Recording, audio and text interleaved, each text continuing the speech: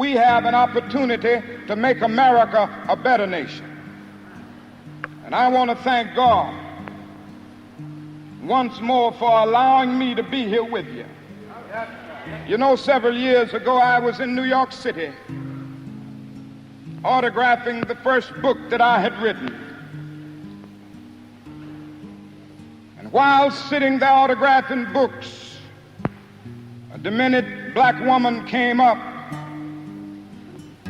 The only question I heard from her was, "Are you Martin Luther King?" And I was looking down writing, and I said, "Yes." The next minute, I felt something beating on my chest. Before I knew it, I had been stabbed by this demented woman. I was rushed to Harlem Hospital. It was a dark Saturday afternoon. That blade had gone through, and the x-rays revealed that the tip of the blade was on the edge of my aorta, the main artery. And once that's punctured, you're drowned in your own blood. That's the end of you. It came out in the New York Times the next morning that if I had merely sneezed, I would have died. Well, about 4 days later, they allowed me, after the operation, after my chest had been opened and the blade had been taken out, to move around in the wheelchair in the hospital. They allowed me to read some of the mail that came in, and from all over the states and the world, kind letters came in. I read a few, but one of them I will never forget. I had received one from the president and the vice president. I've forgotten what those telegrams said. I'd received a visit and a letter from the governor of New York, but I've forgotten what that letter said. Yes. But there was another letter that came from a little girl, a young girl, who was a student at the White Plains High School.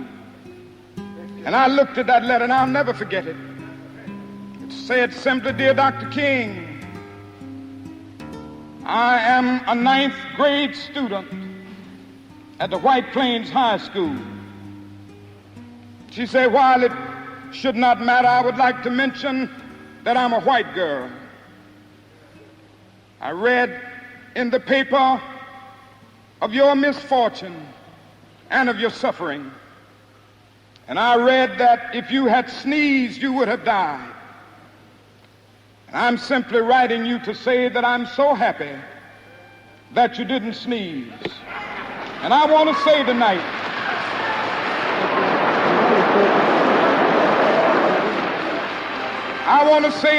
that I too am happy that I didn't sneeze, because if I had sneezed, I wouldn't have been around here in 1960, when students all over the South started sitting in at lunch counters. And I knew that as they were sitting in, they were really standing up for the best in the American dream and taking the whole nation back to those great wells of democracy which were dug deep by the founding fathers in the Declaration of Independence and the Constitution. If I had sneezed, I wouldn't have been around here in 1961 when we decided to take a ride for freedom and ended segregation in interstate travel. If I had sneezed, I wouldn't have been around here in 1962 when Negroes in Albany, Georgia decided to straighten their backs up. And whenever men and women straighten their backs up, they are going somewhere, because a man can't ride your back unless it is bent. If I had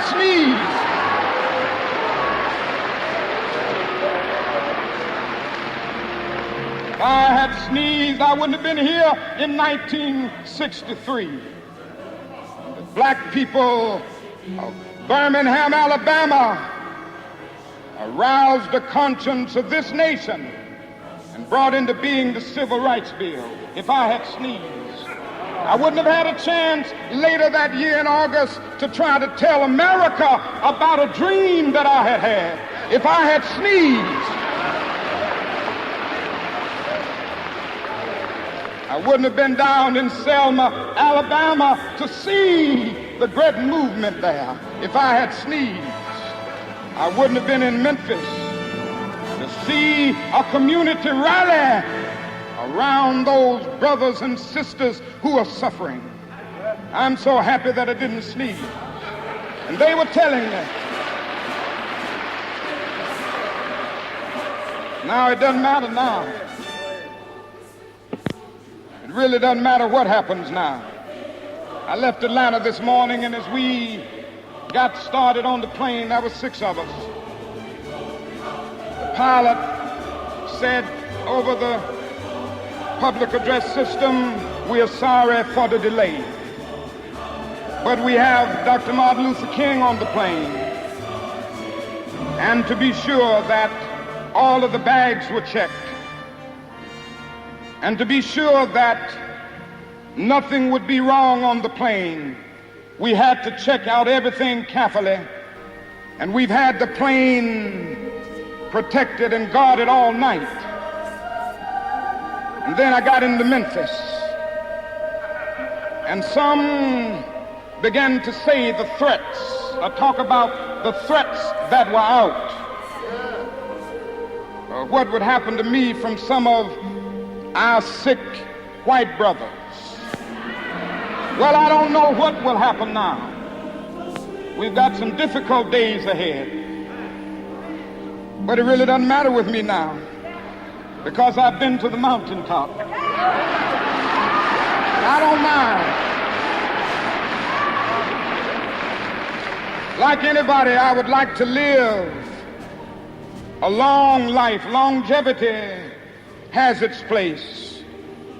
But I'm not concerned about that now. I just want to do God's will. And He's allowed me to go up to the mountain. And I've looked over, and I've seen the promised land.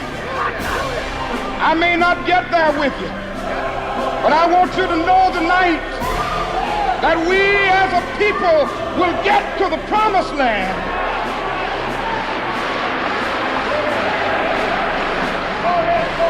So I'm happy tonight. I'm not worried about anything. I'm not fearing any man. Mine eyes have seen the glory of the coming of the Lord.